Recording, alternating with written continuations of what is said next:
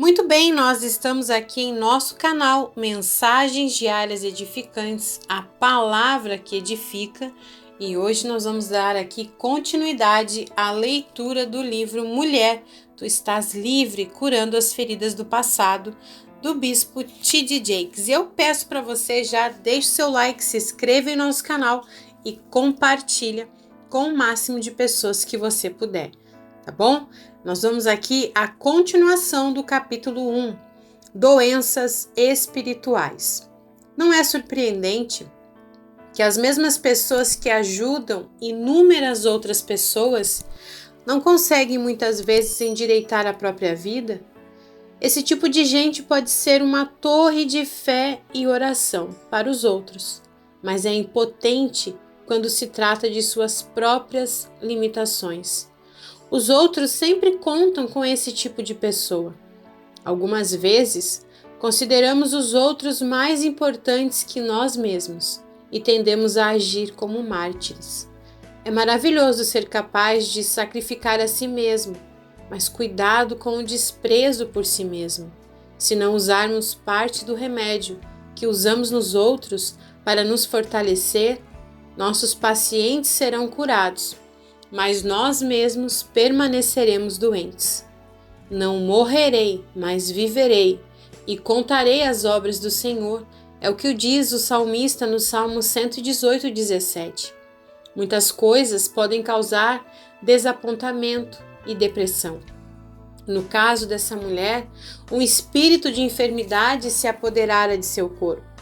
Um espírito pode manifestar-se de muitas formas. Para alguns, pode ser a baixa autoestima causada por um abuso na infância, um estupro, um marido que maltrata a esposa ou o divórcio. Esses são problemas naturais, mas estão enraizados em doenças espirituais. Uma das coisas mais prejudiciais hoje em dia é o divórcio, particularmente no caso das mulheres que anseiam por um relacionamento feliz.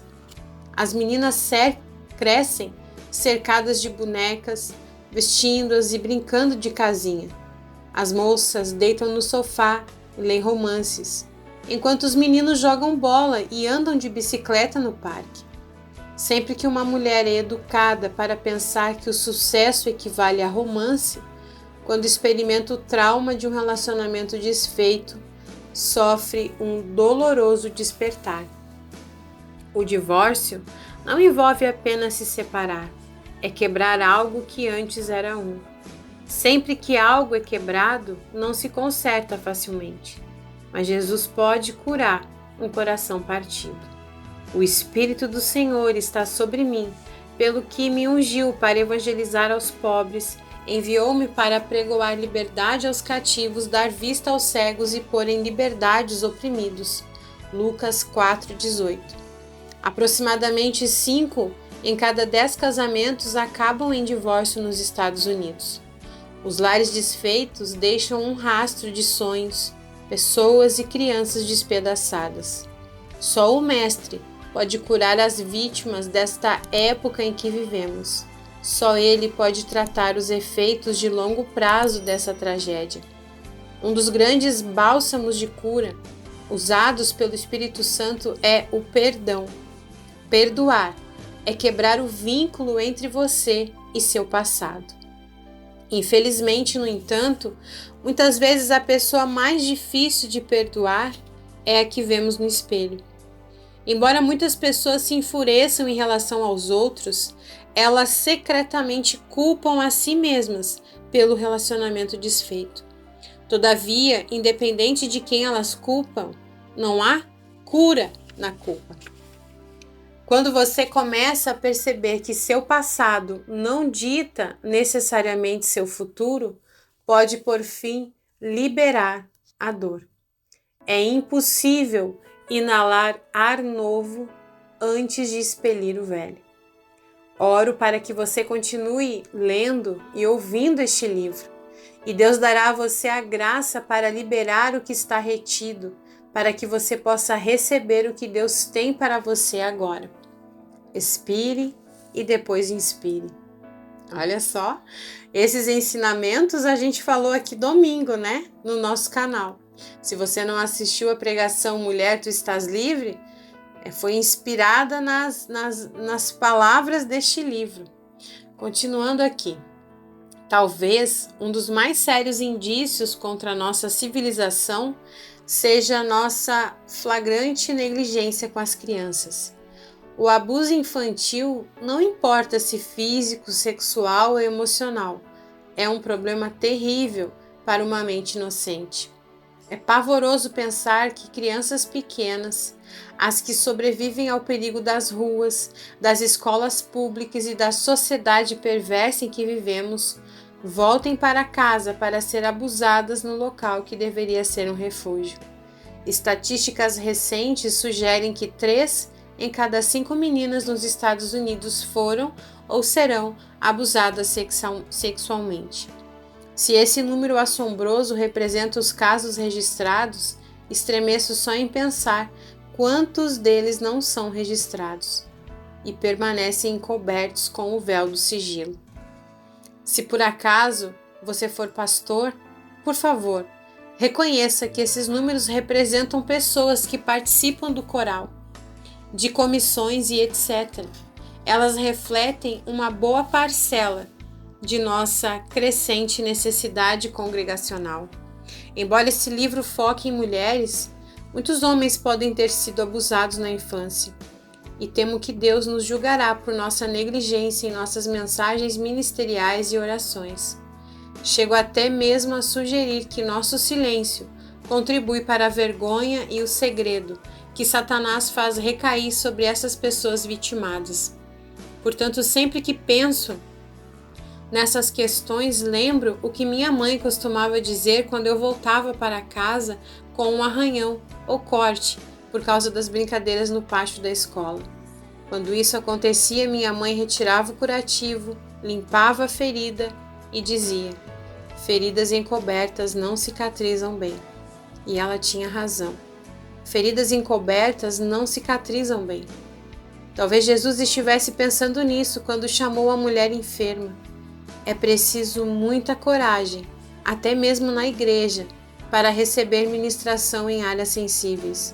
Mas o Senhor é o tipo de médico que pode derramar o óleo curador. Portanto, revele suas feridas na presença de Deus e permita que Ele cure com gentileza seus ferimentos. Uma mulher encontrou cura até mesmo na orla de sua veste. Em Jeremias 8:22 diz: há um bálsamo em Gileade. Entretanto, mesmo que uma vítima sobreviva, ainda assim há uma morte, a morte da confiança. Certamente você sabe que as meninas tendem a confiar e não ter malícia, mas quando aqueles que deveriam protegê-las violam essa confiança por meio de comportamento ilícito, o resultado são múltiplas cicatrizes. É como programar um computador com informação falsa. Só é possível tirar dali o que foi programado.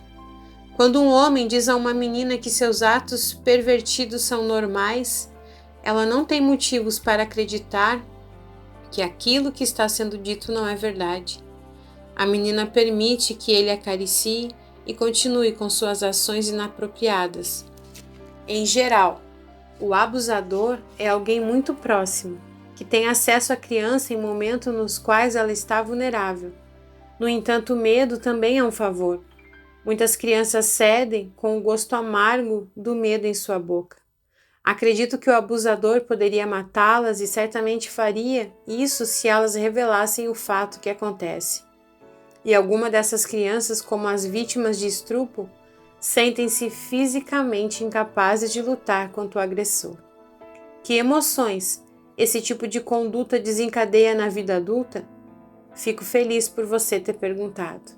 Seria fácil esse tipo de menina tornar-se uma jovem que jamais confia em alguém.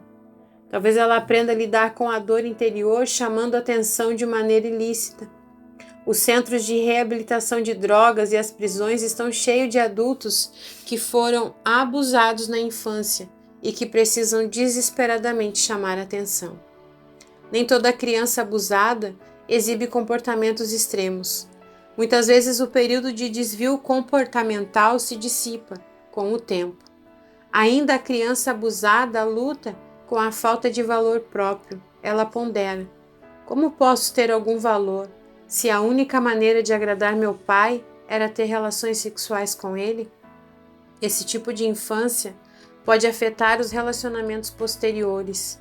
Intimidade pela intimidade. Ela tem dificuldades para confiar nos outros. Insegurança e ciúmes podem ser a companhia constante para essa mulher adulta que parece não compreender que alguém pode amá-la. Há uma variedade de reações ao abuso de crianças. Algumas das vítimas evitam as pessoas que realmente se preocupam com elas, sendo atraídas por aqueles que não as tratam bem. Em relação ao abuso, parecem sabotar os bons relacionamentos e lutam por anos a fio com relações que não têm valor. Outras vítimas se tornam emocionalmente incapazes, a ponto de precisarem de afirmação e afeição incessantes, apenas para enfrentar as situações cotidianas. O pastor pode dizer a essa mulher que Deus é seu Pai celestial, mas isso não ajuda, porque o problema é o ponto de referência que ela tem. Enquadramos nossas referências segundo nossas experiências. Se essas experiências são distorcidas, nossa capacidade de compreender as verdades espirituais pode estar comprometida. Sei que isso pode soar muito negativo para alguém que está nessa situação. Mas o que fazer quando você foi mal programada pelos eventos da vida? Tenho boas notícias. Você pode reprogramar sua mente por meio da palavra. Romanos 12, do 1 ao 2 diz: portanto, rogo-vos, irmãos, pela compaixão de Deus, que apresentei os vossos corpos como sacrifício vivo, santo e agradável a Deus, que é o vosso culto racional. E não vos conformeis com este mundo, mas transformai-vos pela renovação do vosso entendimento, para que experimentais qual seja a boa, agradável e perfeita vontade de Deus. O termo grego metamorfo é traduzido por transformai-vos nesse texto. Literalmente, isso quer dizer mudar para outra forma. Você pode experimentar uma metamorfose total por meio da palavra de Deus. Minha experiência como pastor de aconselhamento dentro e fora do país é que muitas pessoas que foram abusadas, particularmente as mulheres, tendem a congregar em igrejas legalistas, que consideram Deus basicamente um disciplinador. Para elas, o conceito de paternidade muitas vezes não passa de um severo código de ética. Esse tipo de ministério dominador pode atrair pessoas orientadas pelo desempenho. Entendo que a moralidade seja importante no cristianismo. Entretanto, há uma grande diferença entre moralidade e legalidade, e é importante que Deus não seja interpretado dessa forma equivocada. Ele é um Deus equilibrado, não é extremista. O Verbo se fez carne e habitou entre nós. Vimos a sua glória como do unigênito do Pai, cheio de graça e de verdade. João 1,14. A glória de Deus é manifestada quando há um equilíbrio entre a graça e a verdade. A religião não transforma, o legalismo não transforma. Para a pessoa que se sente suja, regras rígidas podem criar um sentido de auto-integridade, mas Deus não precisa punir você para curá-la. Jesus já orou por você. Santifica-os na verdade, a tua palavra é a verdade. João 17:17. Jesus simplesmente compartilhou a graça e a verdade com aquela mulher ferida. Ele disse: mulher, tu estás livre. Jesus, o nosso Senhor, foi um grande libertador dos oprimidos. Não interessa se alguém está oprimido na esfera social, sexual ou racial. Nosso Senhor elimina todas as distinções. Qualquer pessoa que acreditar na palavra de Deus pode ser libertada. Dessa forma, não há judeu nem grego, não há servo nem livre, Não há macho nem fêmea, pois todos vós sois um em Cristo Jesus. Gálatas 3:28. É importante salientar que esse versículo trata da unidade e da igualdade no que diz respeito à aliança da salvação. Isso significa que Deus respeita muito as pessoas. Ele destrói todas as barreiras que promovem o preconceito e a separação do corpo de Cristo. Ainda assim, é importante notar que, embora não haja distinção na maneira pela qual percebemos quaisquer desses grupos, devemos ter apreço pela singularidade de sua individualidade. Existe uma singularidade racial, social e sexual que devemos não apenas aceitar, mas também valorizar. É uma violação cultural ensinar outras culturas ou raças que a única forma de adorar a Deus é a forma que outra raça ou cultura adota. A unidade não deve acontecer à custa da singularidade da expressão. Devemos tolerar também a variação de classes sociais. É maravilhoso pregar sobre prosperidade desde que fique claro que a igreja não é uma organização elitista que serve apenas para os ricos ou os bem remunerados, espirituais e exclui as demais classes. E se essa singularidade social e racial deve ser valorizada, o mesmo vale no campo sexual. Homens e mulheres são um em Cristo, ainda assim são únicos e essa singularidade não deve ser adulterada. Que os homens sejam masculinos e as mulheres femininas é um pecado. Um homem representar a si mesmo de forma equivocada, comportando-se como uma mulher. Não estou falando apenas de homossexualidade. Também tenho em mente os homens que apresentam postura efeminada. Muitos deles podem não ter um comportamento homossexual, mas a Bíblia diz que eles devem ser curados desse comportamento. É igualmente triste ver uma mulher masculinizada. No entanto, Deus deseja que essas pessoas sejam curadas e não odiadas. Reconheço que esse tipo de comportamento exige cura e oração. Meu ponto é simplesmente que a unidade não nega a singularidade. Deus diz: não quero que os homens percam sua singularidade masculina.